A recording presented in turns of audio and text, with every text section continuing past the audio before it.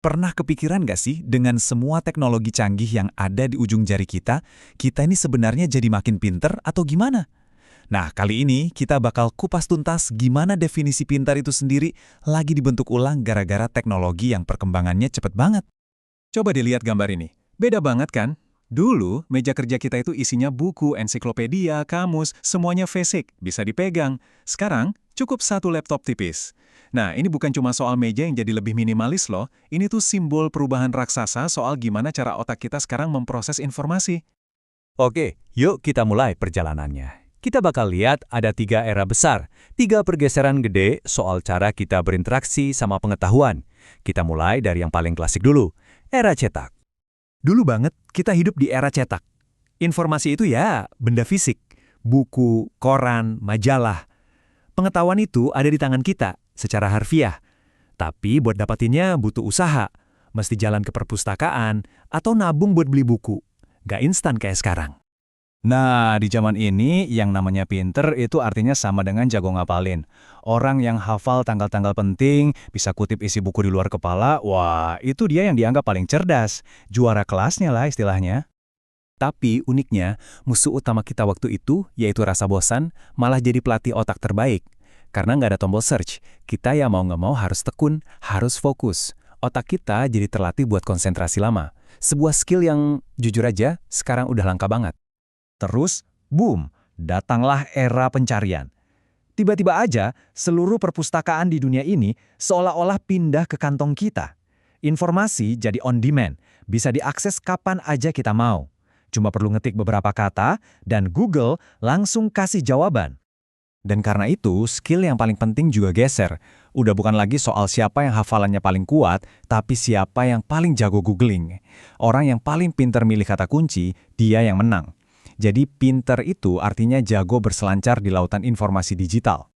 Skill utamanya berubah lagi. Dari penghafal, kita dituntut jadi semacam detektif informasi. Harus skeptis, harus bisa bedain mana sumber yang beneran valid, mana yang cuma sampah digital. Soalnya di era ini, kalau salah ambil informasi, kita bisa keracunan misinformation. Nah, kita sampai di era sekarang. Di sini permainannya berubah lagi. Kita nggak lagi aktif nyari-nyari informasi, justru sebaliknya, informasilah yang sekarang nyamperin kita. Algoritma di HP kita itu non-stop nyuapin kita konten, entah itu berita, video lucu, apapun deh. Informasi disodorin langsung ke hadapan kita. Di titik ini, tantangannya bukan lagi soal nemuin informasi, tapi gimana caranya kita tetap waras dan objektif. Serius, di tengah-tengah badai konten yang sengaja dibikin buat mancing emosi dan ngeguhin apa yang udah kita percaya, orang yang paling cerdas itu ya orang yang bisa tetap mikir lurus dan jernih. Dan ini dia bahaya utamanya. Kita kejebak di dalam ruang gema atau echo chamber. Jadi kita cuma dengerin suara-suara yang kita setujui. Algoritma kan cuma ngasih apa yang kita suka. Lama-lama pandangan kita soal dunia jadi sempit banget karena kita nggak pernah lihat sisi lain. Tapi ceritanya nggak berhenti di situ. Sekarang kita masuk ke era baru yang lagi booming banget, era AI generatif. Dan di sini peran kita berubah drastis. Kita bukan lagi cuma jadi konsumen informasi. Kita sekarang jadi komandannya, jadi si pemberi perintah. Coba deh perhatiin jenis perintahnya. Kita udah nggak nanya lagi, apa itu A atau di mana B. Sekarang kita memerintah, bikinin saya pidato dong, tolong ringkasin buku ini, jelasin fisika kuantum pakai bahasa simpel. Kita nyuruh AI buat mikir, nyiptain sesuatu. Ini lompatan yang gede banget dari sekedar nyari kata kunci. Terus, gimana cara belajar di era baru ini? Jawabannya adalah dialog iteratif. Anggap aja AI itu bukan kamus berjalan, tapi sparring partner, teman tanding. Kita kasih perintah, dia jawab. Terus kita kritik jawabannya, kita debat, kita perbaiki perintahnya. Lewat proses bolak-balik kayak gini, justru pemikiran kita sendiri yang jadi makin tajam.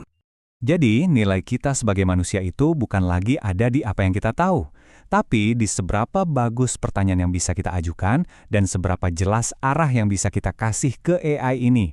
Kita jadi si jago nanya dan si penentu arah. Oke, sampai sini kayaknya keren-keren aja ya. Tapi, disinilah kita ketemu sama sebuah paradoks. Sebuah konflik besar antara alat yang makin canggih dan mungkin pikiran kita sendiri yang makin lemah. Tabel ini ngejelasin semuanya dengan ringkas. Coba lihat deh, gimana beban otak kita berubah. Dulu, berat banget karena harus ngapalin. Terus geser jadi lebih ringan. Nah sekarang, bebannya itu bukan lagi di memori, tapi di strategi dan moral. Ini level yang beda banget. Dan ini dia paradoks yang tadi saya bilang. Di saat alat kita udah super pinter, otak kita malah berisiko jadi dangkal dan gampang buyar. Pernah dengar istilah otak popcorn? Itu kondisi di mana otak kita saking terbiasanya sama notifikasi dan video pendek, jadi nggak bisa fokus lama-lama. Mikirnya lompat-lompat terus kayak popcorn meletup-letup. Terus solusinya gimana dong? Nah, ternyata jawabannya mungkin ada di sebuah skill yang kedengerannya kuno banget. Tapi justru skill inilah yang jadi senjata rahasia kita, keunggulan terbesar kita di zaman serba canggih ini.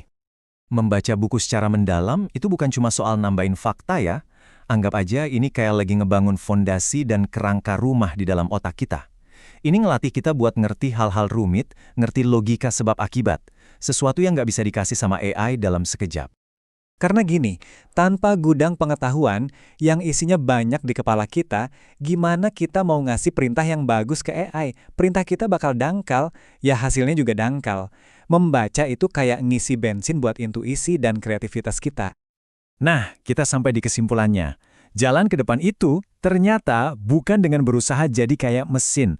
Justru sebaliknya, kita harus jadi lebih manusiawi, menggali lebih dalam lagi apa artinya jadi manusia.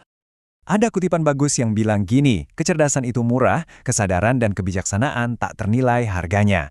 Artinya, kemampuan mesin buat ngolah data nanti bakal jadi hal yang biasa banget murah. Tapi yang bakal jadi super mahal dan gak ternilai, itu ya kualitas unik kita sebagai manusia, kesadaran, empati, dan kebijaksanaan. Jadi, saya mau tutup dengan satu pertanyaan buat kita renungkan bareng-bareng. Saat mesin di sekeliling kita makin hari makin cerdas, pertanyaan paling penting sebenarnya bukan lagi apa yang bisa mesin lakukan, tapi apa yang akan kita lakukan. Apakah kita sebagai manusia juga ikut jadi semakin bijaksana? Coba direnungkan. Terima kasih.